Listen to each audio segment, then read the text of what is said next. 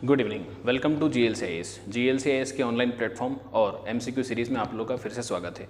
Last time हम लोगों ने 1833 के चार्टर्ड को ख़त्म करके आगे के चार्टर्ड्स को हम लोगों ने डिस्कस किया था।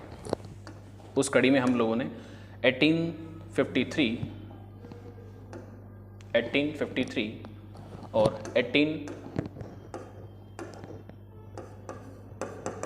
1853 के बाद 1858 के चार्टर्ड्स को हम सभी लोगों ने डिस्कस किया था। 1858 के चार्टर्ड के पहले हम लोगों ने एक ऐसी घटना देखी थी, ठीक है, जिसके कारण एक रिवोल्यूशनरी चेंज इंडियन एडमिनिस्ट्रेशन के अंदर लाया गया था और वो था 1857 का रिवोल्ट। ठीक है, हम सभी लोग जानते हैं कि ईस्ट इंडिया कंपनीज ने अपनी पॉलिसीज़ के दौरान जो तमाम एक्सप्लॉयटेशन किया था, ठीक है, जो एक्सप्लॉयटेशन किया था उसका रिएक्शन ये था कि इतना बड़ा महाविस्फोट हुआ, जो किस रूप में देखा गया, 1857 की क्रांति के रूप में देखा गया।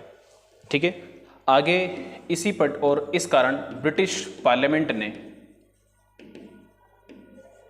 कंपनी के रूल को पूरी तरह खत्म किया था। किसको? कंपनी के रूल को पूरी तरह खत्म कर दिया गया था। ठीक है, अब पूरा कंट्रोल किसका हो चुका है? इंडियन एडमिनिस्ट्रेशन पर ब्रिटिश कंट्रोल हो चुका है, ब्रिटिश पार्लियामेंट का कंट्रोल हो चुका था।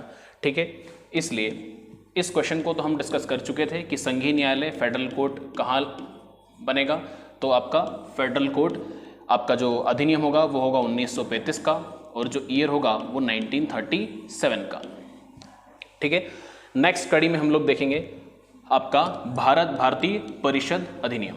ठीक है, जो करंट पॉलिटी है, वर्तमान राज्यव्यवस्था है, वर्तमान राज्यव्यवस्था में 1861 का जो परिषद अधिनियम है, इसका क्या रिलेवेंस है, क्या एक्सपीरियंस हम लोग को 1861 के अधिनियम से मिला है। ठीक है, तो आप सभी लोग जानते हैं भारतीय संविधान के अंदर हम लोगों ने शक्तियों के पृथक्करण के सिद्धांत को अपनाया है। ठीक है, सबसे इंपॉर्टेंट इसके अंदर कोई चीज है वो ये है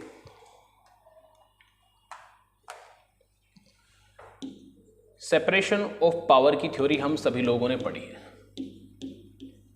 separation of power, separation of power के अंदर क्या होता है? ऑर्गन्स ऑफ जो गवर्नमेंट होते हैं, ऑर्गन्स ऑफ गवर्नमेंट जो होते हैं, जिन्हें हम सरकार के अंग कह ले या शासन के अंग, जिसके 3 अंग होते हैं, legislative, executive and judiciary. We all know judiciary make the laws, it make the laws. Bharat में पार्लियामेंट्री सिस्टम है जहां एग्जीक्यूटिव कहां से बनती है? लेजिस्लेटिव के अंदर से बनती है। इसका काम होता है इसके द्वारा बनाए गए तमाम लॉज को एग्जीक्यूट करना। ठीक है, उन्हें इनेक्ट करना, इन्हें एग्जीक्यूट करना, ठीक है, अर्थात लागू करना। ठीक है, जुडिशरी का काम होगा उस बनाए हुए लॉ को, ठीक है, जैसे किसने बनाया है? लेजिस्लेटिव ने बनाया है। विधायिका के बनाए हुए लॉ को, उस लॉ की कॉन्स्टिट्यूशनलिटी को चेक करना। ठीक है, विधायिका की क्या चेक करेगा? संवैधानिकता चेक करेगा, संवैधानिकता चेक करेगा, और एग्जीक्यूटिव की चेक करेगा वैधानिकता। बने हुए लॉ को उसी फॉर्म में एग्जीक्यूट कर रहा है या नहीं। ठीक है, तो जुडिशरी का काम क्या होगा? जुडिशरी का काम यहां पर होगा जुडिशियल रिव्यू होगा और लॉ को इंटरप्रेट करना होगा। ठीक है, अगर विधायिका के बने किसी भी लॉ को हम लोग अगर अनकॉन्स्टिट्यूशनल फाइंड करते हैं, जुडिशरी अनकॉन्स्टिट्यूशनल फाइंड करती है, तो वो क्या करेगी? उसे नल एंड वॉइड डिक्लेयर कर देगी। ठीक है, तो मैं आपको क्या बताने वाला था? 1861 का अधिनियम के अंदर एक क्या चीज थी ऐसी जो करंट पॉलिटी में सबसे ज्यादा रिलेट करती है, वो है ऑर्डिनेंस। हम सभी लोग जानते हैं गवर्नर जनरल का नाम बदलकर वायसराय कर दिया गया था। अब वायसराय को यह अधिकार मिलेगा 1861 के अधिनियम में कि वो क्या कर सकता था? ऑर्डिनेंस जारी कर सकता था, जिसे हम लोग कहते हैं अध्यादेश। अध्यादेश भी अपने जो वैलिड पीरियड होता है उसके अंदर किसके तरह काम करता है? एक विधि की तरह ही काम करता है। ठीक है, तो जब लोकसभा, राज्यसभा या दोनों ही सेशन में ना हो, तब क्या कर सकती है एग्जीक्यूटिव? क्या कर सकती है? काउंसिल और प्रेसिडेंट के माध्यम से डायरेक्ट क्या कर सकती, अध्यादेश जारी कर सकती। तो अध्यादेश कैसा होता है, एक इमरजेंसी लॉ की तरह काम करता है। यह अधिकार कब मिल चुका था गवर्नर वायसराय को, 1861 के अधिनियम में। 1861 के अधिनियम में उसे ऑर्डिनेंस इशू करने का पावर मिल चुका था।